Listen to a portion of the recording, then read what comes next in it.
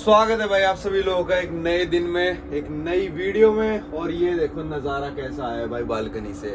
इसलिए मैंने बालकनी वाला रूम लिया था कि कभी तो खड़े होएंगे। तो भाई साहब ये तो ऐसा लग रहा है बहुत ही बड़े पहाड़ अंटार्कटिका के।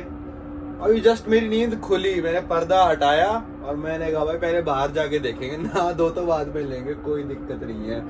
देखना भाई नज़ारा, वो ज़ोडिएक उतारने शुरू कर दिए हैं भाई। ये देखो बर्फ ही बर्फ पड़ी है भाई। ये है आज का डेली ट्रैवलर।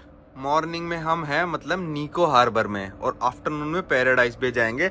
आज हमारी 2 लैंडिंग है, एक निको हार्बर में और एक पैराडाइज बे में। हो सकता है लैंडिंग, और लैंडिंग का मतलब होता है आपको अंटार्कटिका में उतारेंगे, और ज़ोडिएक क्रूज का मतलब जैसे आपने पिछली वीडियो में देखा था कि बोट में बिठा के घुमाएंगे। तो वो टू बी कन्फर्म्ड होता है कि मतलब जाके वहाँ पे वेदर कंडीशंस वगैरह देख के उस पे कैप्टन डिसाइड करता है कि क्या हो सकता है और एक्सपीडिशन टीम डिसाइड करती है। तो वैसे तो 10 बजे था, पर मैं भी उठा 8:30 बजे की, ब्रेकफास्ट वगैरह करके चल पड़ते हैं।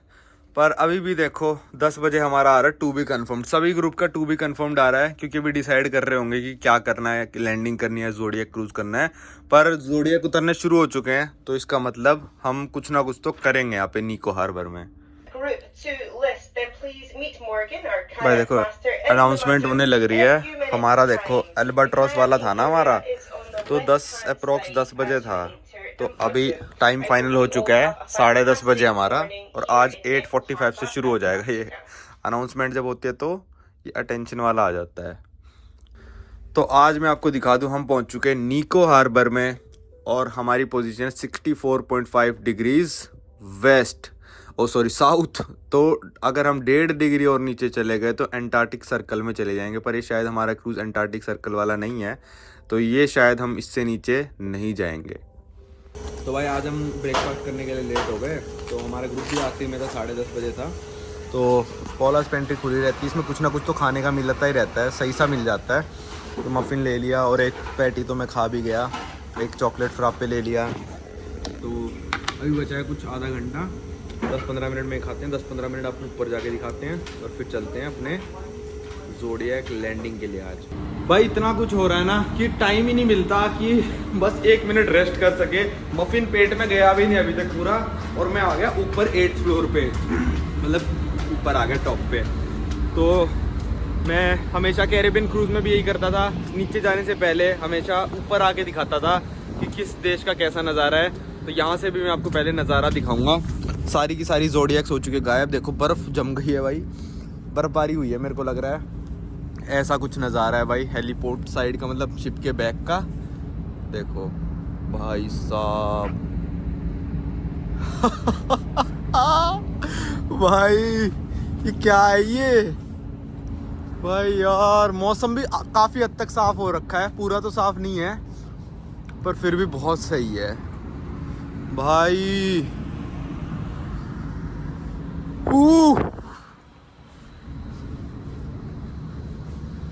भाई अभी देखो आइसबर्ग वगैरह नॉर्मल हो चुके बिल्कुल। ये देखो नीचे कहते हैं ना, जितना आइसबर्ग नीचे होता है उसका 2/3, जितना ऊपर होता है उसका 2/3 नीचे होता है। वो देखो नीचे का दिखने लग रहा है इन आइसबर्ग का, सबका ही दिख रहा है लगभग। तो टाइटैनिक इन जैसे आइसबर्ग से टकराया था जब वो डूबा था। तो आज शायद मेरे को लग रहा है लैंडिंग कराएंगे। वो देखो आइसबर्ग। तो भाई आइसबर्ग के बारे में भी काफ़ी कुछ बताया हमको कल। आइसबर्ग के बारे में हॉट पूल भी चालू हो चुका भाई, यहाँ बैठ सकते हो, भाप निकलने लग रही है पूल में से। तो भाई आइसबर्ग के बारे में भी काफ़ी कुछ बताया हमको कल कि मान लो आपको कोई आइसबर्ग की साइड दिख रही है जो बहुत प्लेन है, और उसी आइसबर्ग की साइड दिख रही है आपको जो बहुत रफ है। तो मतलब प्लेन वाली जो साइड है ना, वो मतलब कि पानी के अंदर रही है काफ़ी टाइम तक, वो प्लेन हो गई है। पर अब वो बाहर निकल आई। बाहर कैसे निकल आई भाई वो पानी से? क्योंकि आइसबर्ग का कोई पीस टूटा तो आइसबर्ग का बैलेंस बिगड़ा और वो पलट गया दूसरी तरफ। तो आइसबर्ग ऐसे ही पलटता रहता है, ऐसे ही पलटता रहता है। और ज़रूरी नहीं है जैसे यहाँ पे कोई आइसबर्ग है तो ये यहीं का आइसबर्ग हो, ये कहीं और से तैर तूर के यहाँ पे आया है। अब मान लो कि भाई उतना बड़ा आइसबर्ग है, ठीक है, उतना बड़ा कोई आइसबर्ग है। अगर उतना बड़ा आइसबर्ग है तो कह रहे थे डिपेंड ऑन टेम्परेचर करके ये 7-8 साल लगा देगा पूरी तरह पिघलने। मतलब 7-8 साल बाद ये आइसबर्ग ख़त्म हो जाएगा, ये पूरा पिघल जाएगा समुंदर में तैरते तैरते। तो ये आइसबर्ग के बारे में बताया था थोड़ा बहुत कल कि आप डिटेक्ट कर सकते हो। और अगर ज़्यादा ही नीला आइसबर्ग है, जैसे वो वाला आइसबर्ग है, देखो वो ज़ोडिएक्स आने लग रहे हैं हमारे, तो ज़्यादा ही अगर कोई नीला आइसबर्ग है तो मतलब वो शायद बता रहे थे कि पुराना है या फिर अंदर का पार्ट उसका रिवील हो गया, तो ज़्यादा नीला लग रहा है। अब देखो यहाँ से कैसा नज़ारा है भाई, ज़बरदस्त। ये है भाई एंटार्क्टिका। एंटार्क्टिका में लोग सोचते हैं कि पूरी पूरी बर्फ़ है, नहीं भाई ये कॉन्टिनेंट है पूरा।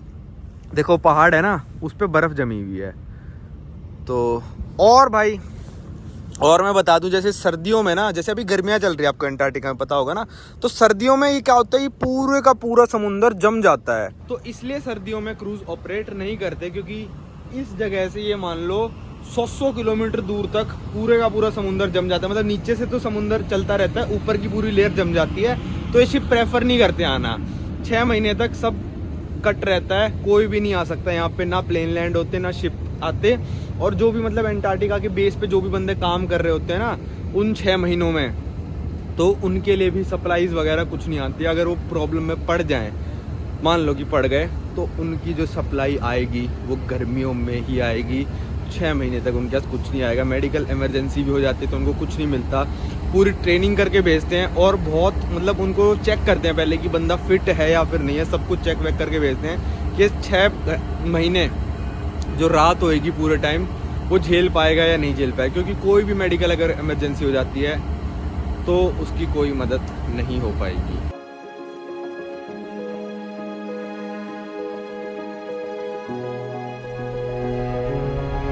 तो भाई हो चुके दूसरे दिन के लिए भी तैयार बाहर जाने के लिए।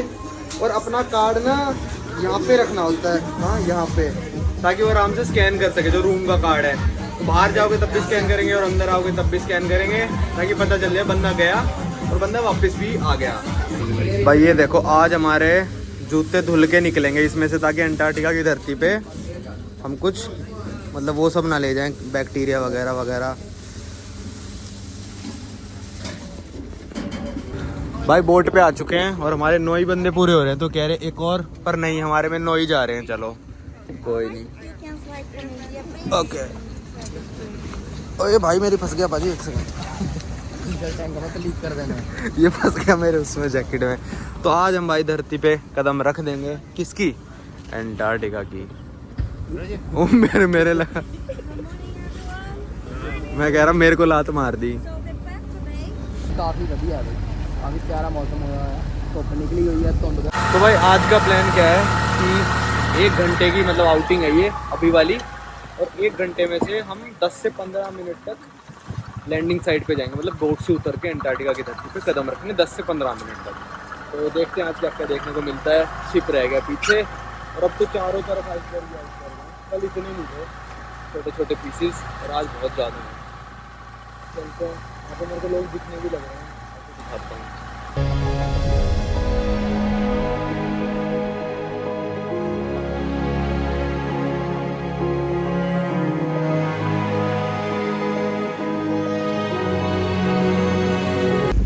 वो देखो भाई, वो लोग खड़े हुए हैं वहाँ पे हमारे क्रूज में से ही, वो खड़े हुए। ये एक और बोट जाने लग रही है, देखो।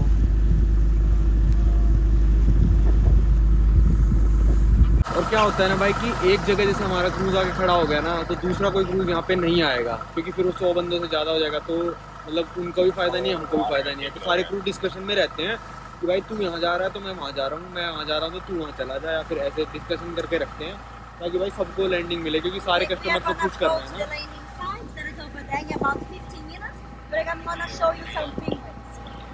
पेंगुइन दिखाएंगे कह रहे हैं।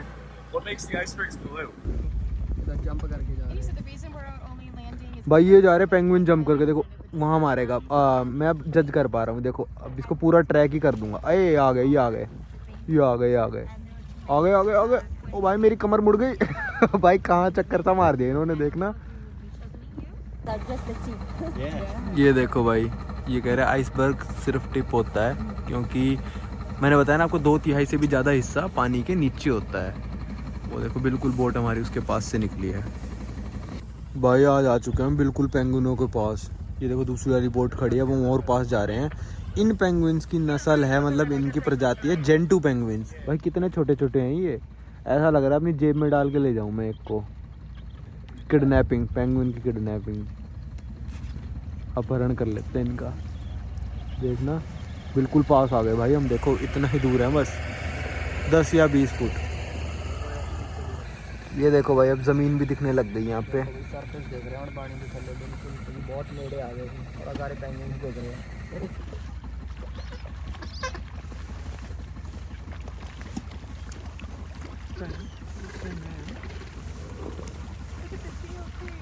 Yeah.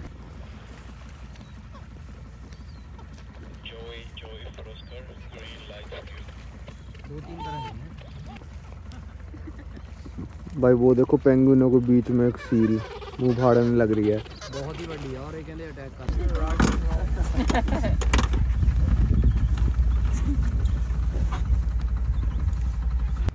भाई अब हम आ गए सील के पास। वो पेंगुइन कितने मज़े से सील के पास घूम रहे हैं। मैंने कल पूछा था, कहती कि ये सील इतना अटैक नहीं करती पेंगुइन्स पे, ये मछलियाँ ही खाती है ज़्यादातर। देखना कूल बन के जा रहे हैं उसके सामने से, दबोच लिया ना एक को सारे भाग जाएंगे।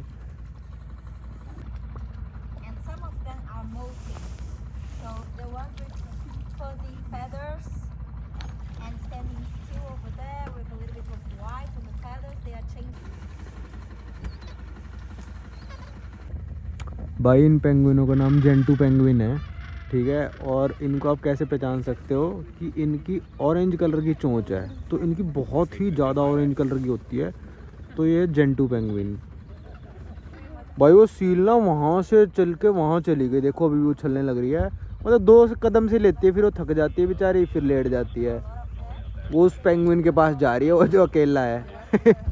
तो भाई बात क्या है इस सील का, ये टाइगर सील नहीं है, तो ये भी कंफ्यूज हो गई कि इतनी बड़ी सील है, या तो ये एलिफेंट सील है या टेबुलर सील है ये, ठीक है। पर पेंगुइन्स पे जो अटैक करती है ना, वो सिर्फ लेपर्ड सील करती है, तो पेंगुइनों को दबोच के खा जाती है। पर ये वाली सील खाती नहीं है, ये मछलियाँ ही खाती है, तो इसलिए पेंगुइन मतलब कूल है इसके साथ। तो यहाँ पे लेपर्ड सील आ जाती है ना, सारे पेंगुइन भाग लेते हैं यहाँ से। और सील भी बहुत तेज़ तैरती है पानी में, ज़मीन पे स्लो है, पानी में बहुत तेज़ तैरती है, सील पकड़ लेती है पेंगुइन्स को। लो भाई ये उतर गए हम बोट से, पहली बार रख दिया है अंटार्कटिका की धरती पे कदम। इस जगह का नाम है निको हार्बर, ठीक है। तो पता नहीं कितनी बार उतरेंगे हम इस पूरी जर्नी पे, पर ये हमारी पहली लैंडिंग है। आज हो रहा है 16 मार्च और हम चले थे अपने उशवाया से 13 मार्च की शाम को। तो कल भी घूमे थे पर कल उतरे नहीं थे। और यहाँ पे बदबू बहुत आने लग रही है भाई, पेंगुइनों की पोटी टट्टी की बदबू आने लग रही है बहुत ज़्यादा ही।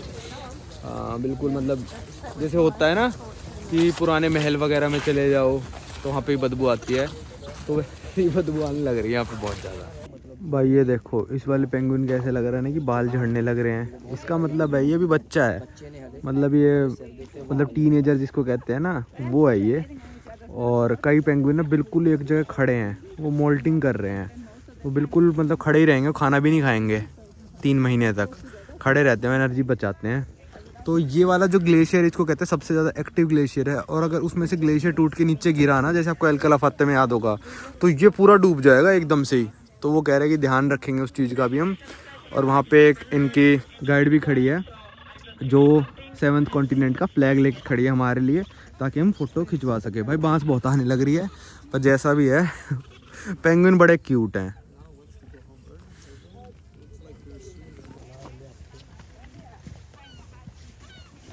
भाई ये पेंगुइन बिल्कुल पास आ गया हमारे, देखना कितना दूर है, हम यहाँ खड़े हैं, ये आ गए यहाँ पे। वैसे हमको ब्रीफिंग में बताया था कि 5 मीटर दूर रहना ही है पेंगुइन से, पर ये पास आया हमारे, हम नहीं गए इसके पास। तो मतलब धारा इस पे लगेगी।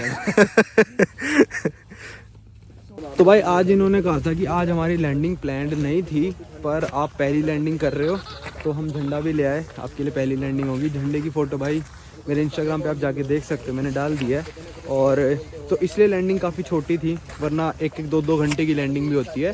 तो यहाँ पे इन्होंने कहा कि ये प्लान्ड नहीं था, तो हम सिर्फ 10 मिनट की लैंडिंग आपको करा सकते हैं। हमने मतलब ऐसे बोनस कर दिया ये, तो हमने कहा ठीक है कोई दिक्कत नहीं है, जैसा भी है मज़ा आया भाई बहुत। पेंगुइन सिर पे ही आके बैठने को हो गया था बिल्कुल ही, मतलब बिल्कुल ही पास।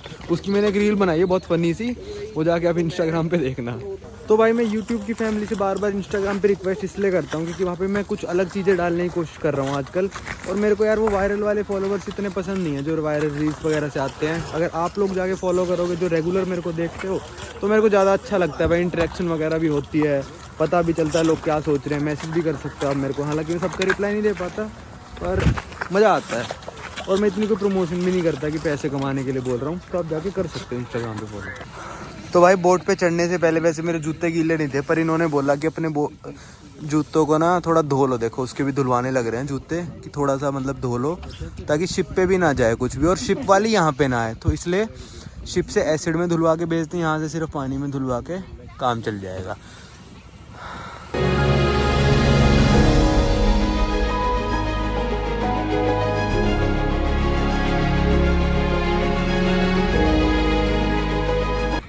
तो भाई ये हमको ग्लेशियर के पास लेके आ गए, पर ये कह रहे हैं हम ज़्यादा पास नहीं जा सकते। जितनी भी आप बर्फ़ देख रहे हो ना पानी में तैरने लग रही हैं, ये सारी ग्लेशियर में से टूट के आई हैं। और अगर कोई बड़ा आ गया ना टूट के तो भाई ये मान लो बहुत ही बड़ी सुनामी भी आ जाती है। मतलब ग्लेशियर सुनामी कहते हैं उसको, ग्लेशियर टूट के आ गया। तो ये सारी जितनी बर्फ़ देख रहे हो ना ये सारी उन ग्लेशियर्स में से टूट के आई है। तो ये कह रहे हैं अभी वैसे भी थोड़ी गर्मी चल रही है, 3 डिग्री टेम्परेचर है आज, माइनस में भी नहीं है, तो ये आराम से टूट सकते। तो हम इतनी ही दूर जाएंगे, इससे ज़्यादा पास हम इस ग्लेशियर के नहीं जाएंगे। वो देखो शिप कितना दूर रह गया हमारा, बहुत दूर रह गया। देखो 3x जूम पे भी छुटवैया लग रहा है बिल्कुल। तो ये देखो सारी जितनी भी आई सबको तैरती हुई दिख रही है ना, सारी ग्लेशियर्स में से टूट के आई है। तो ये है भाई अंटार्कटिका का नज़ारा। तो भाई ये एक तरह से कह सकते हो आप once in a life time experience है जो कि मैं कर रहा हूँ। क्या पता दोबारा भी आ जाऊँ, पर इस बार मेरा टारगेट रहेगा नॉर्थ पोल का, पर वो $50,000 का होता है। देखते हैं कुछ हो पाता है तो। ये देखो भाई अंटार्कटिका, सबसे आगे बोट में बैठने का, तो ये तो फायदा हो गया। वापस अपने शिप।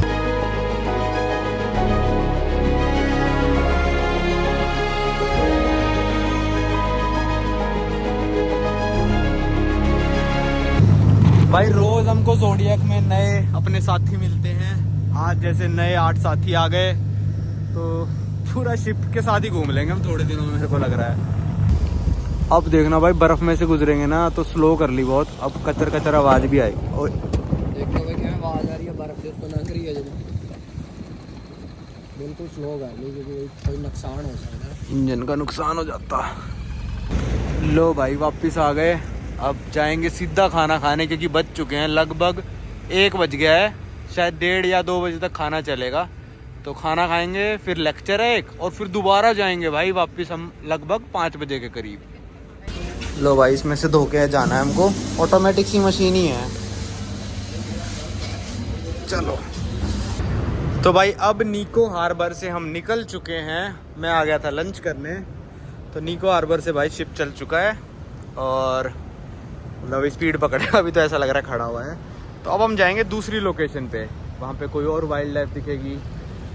तो ये था भाई आपके लिए निको हार्बर। अब जैसे मैं आपको बता रहा था ना कि शिप सारे डिसाइड करते हैं कि पहले तू आ जाना या फिर मैं वहाँ चला जाऊँगा। तो अब हमारी शिप ने करी होगी इस वाले शिप से बात कि अब हम यहाँ से जा रहे हैं, अब तुम लोग आ जाओ। तो ये शिप यहाँ पे आ गया। अब ये जहाँ पे ये शिप होगा ना, इसने कह दिया मैंने छोड़ दिया, अब तुम आ जाओ यहाँ पे। तो हम अब शायद इस शिप की लोकेशन पे जा रहे होंगे, 99% श्योर हूँ मैं इस बात पे। भाई देखो यहाँ पे लिखा तो है एडवर्स वेदर कंडीशन के, बंद है, पर है नहीं भाई बंद। ये भाई ये वाला डेक खुला हुआ है, वो नोटिस उतारना भूल गए वो, क्योंकि हम अपने जब कैमरे से देख रहे थे ना तो हम जज कर रहे थे, वो वाला कैमरा लगा हुआ था और हम देख रहे थे तो लोग बैठे हुए थे। पाजी कह रहे 7th फ्लोर, मैंने कहा नहीं 7th फ्लोर में से मैं उस अंटार्कटिका वाले फ्लैग को देखता था, 5th है ये वाला फ्लोर। तो खुल गया ये, बस वो नोटिस सा उतारना भूल गए।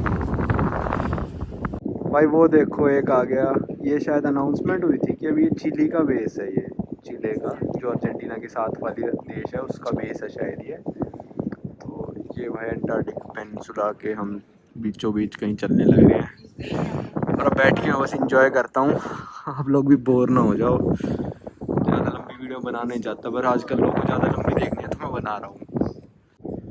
वो देखो भाई चिले का झंडा भी उन्होंने बना रखा है अपने घाट पे, तो ये चिले का बेस है अंटार्कटिका में।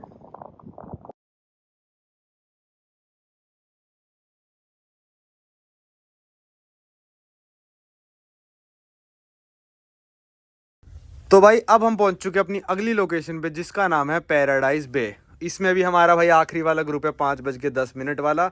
मे भी कल हमको पहला ग्रुप था तो आज हमको आखिरी कर दिया, और फिर कल हमको कहीं पे बीच में डाल देंगे। तो आपको बाहर जाके दिखाता हूँ नज़ारा पहले पैराडाइज बे का। तो भाई अब मैं आपको दिखाऊंगा नज़ारा पैराडाइज बे का। वाओ, ये अपनी ज़ोडिएक्स गई हुई है काफ़ी सारी वहाँ पे, एक वहाँ पे है। ओ भाई वो कितनी अंदर पहुँच रखी है वो वाली ज़ोडिएक्स, वो तो बिल्कुल ही बर्फ़ में बिठा दिया उन लोगों को, तो ऐसा लग रहा है। तो वहाँ पे देखो कैप्टन का ब्रिज पे से कोई मतलब फर्स्ट ऑफिसर वगैरह भी घूम रहे हैं। ओ भाई वहाँ पे भी है एक बोट, नहीं वो तो हाँ वो भी बोट है भाई। तो काफ़ी अच्छा टूर कराने लग रहे हैं ये लोग। ये पूरा पैराडाइज बे का नज़ारा है। हवा बिल्कुल भी नहीं चल रही है, शाम के हो रहे हैं 5 बजने वाले हैं लगभग, हमारे ग्रुप का नंबर आने वाला है। इस तरफ से दिखाता हूँ भाई मैं आपको, ये देखो यहाँ पे भी बोट गई हुई है। हर बोट पे लगभग 10 से 11-20 बंदे करीब होते हैं, 10-11 बंदे मतलब 2 बोटों पे 20। तो ये देखो ब्लू कलर का ग्लेशियर्स, आइसबर्ग। तो शायद आज लैंडिंग नहीं है हमारी, आज सिर्फ निको हार्बर पे लैंडिंग थी, पैराडाइज बे पे लैंडिंग कहीं पे भी नहीं है। ये बर्फ़ वगैरह ही ज़्यादा मतलब ग्लेशियर्स के पास ले जाके दिखाएंगे, तो वो देखते हैं। चलते हैं भाई मड रूम की तरफ और तैयार होते हैं। भाई ये चल चुके हैं हम पैराडाइज बे की तरफ। यहाँ पे बहुत ज़्यादा बर्फ़ है, और मैंने देखा और बोट्स को ना बिल्कुल बर्फ़ के अंदर डाल रहे हैं, जैसे मैंने आपको दिखाया। देखते हैं हमारे साथ क्या होता है। चलो कुछ खास होएगा तो दिखाऊंगा। ये कायाकिंग वाले देखो अब आए हैं वापस करके। भाई ये मेरे को लग रहा है कि इनकी बोट ख़राब हो गई है, पीछे वाली की ख़राब हो गई बोट, तो एक दूसरे की हेल्प कर रहे हैं ये। तो भाई अभी जाने लग रहे हैं हम बिल्कुल बर्फ़ के बीचों बीच से। देखो यहाँ पे बर्फ़ के पीसेज आ रहे हैं, ये खड़ खड़ करके आवाज़ भी आ रही है नीचे जब लग रहे हैं ये। ऐसा लग रहा है भाई स्लशी में घुस गए, आइसक्रीम में। भाई अब यहाँ पे बर्फ़ के बीचों बीच खड़ी करके ऐसे कह रहे हैं यहाँ पे सब बारी बारी से चले जाओ, सबकी फ़ोटो आ जाएगी बढ़िया वाली। देखो बर्फ़ के बीच में भाई। भाई ये वाली बोट भी मतलब ऐसी सी बर्फ़ में चल जाती है, मतलब हो तो सकती है ख़राब, ऑब्वियस सी बात है, पर चल रही है अपनी सही ये वाली बोट। वो देखो वो रहा अपना शिप, चारों तरफ ये वाली बर्फ़ है भाई। और भाई ये देखो वहाँ पे है अर्जेंटीना का रिसर्च बेस, वहाँ तक जाने का प्लानिंग था, पर यहाँ बर्फ़ ही इतनी मिली, कैप्टन कह रहा है कि नहीं जा सकते वहाँ तक, जाना अलाउड नहीं है अब। कैप्टन की चलते क्योंकि भाई इन सब चीज़ों में ओ बर्फ़ उठा ली दिखाना। Antarctic ice. तो घर ले जाओ इसको। Blue eyes shark. Maria Fortuner. ये माइक लग भाई यहाँ पे सबके लिए डाल रहे हैं शैम्पेन, मतलब लोगों को पूरा एक्सपीरियंस दे रहे हैं। भाई अंटार्कटिका आए हो, बीचों बीच बर्फ़ में शैम्पेन पियो। तो भाई शिप से अभी वॉकी टॉकी पे अनाउंसमेंट आई थी कि शिप को रिपोजिशन कर रहे हैं। देखो शिप भी चलने लग रहा है, अभी शायद इतना तेज़ नहीं चल रहा था, आपको पता नहीं चलेगा, पर शिप वो चल रहा है। पहले उस बर्फ़ के पीछे था, अब आगे निकल चुका है। भाई ये देखो हम एक आइसबर्ग पे आ गए, और यहाँ पे एक सील सो रही है आइसबर्ग के बीचों बीच भाई। ये तो जमाई कमाल करती है ना, देखो को धन सुत्ती हुई है। देखो भाई ये रही भाई सील, आइसबर्ग के अंदर सो रही है, सो रही है, सो रहा है, ये नहीं पता अब जो भी है। नो भाई पर ये आइसबर्ग देखो आप, ये मान लो 3-4 फुट ऊपर है ना, ये 6-7 फुट नीचे है, देखो पानी में दिख रहा है। सील कैसे सोने लग रही है, मुंह इसका उस तरफ है सील का, तो सील देखने आए थे हम। भाई देखो ये जा रही भाई सील, ये जा रही। नेड़े ले आ, देखिए भरावा के छलांग मार के इधर सुट्टी हुई, उन्हें कोई मतलब नहीं। अजी मेरे को लग रहा है उसको कुछ अच्छा नहीं लग रहा, हम उसको ऐसे ताड़ रहे हैं। 20-25 बंदे आके भाई सील को पूरा परेशान कर दिया हम लोगों ने, इधर से एंगल से, हर एंगल से देख लिया इसको हमने। भाई जो पैराडाइज बे है ना, ये यू शेप में है, देखो पूरे का पूरा।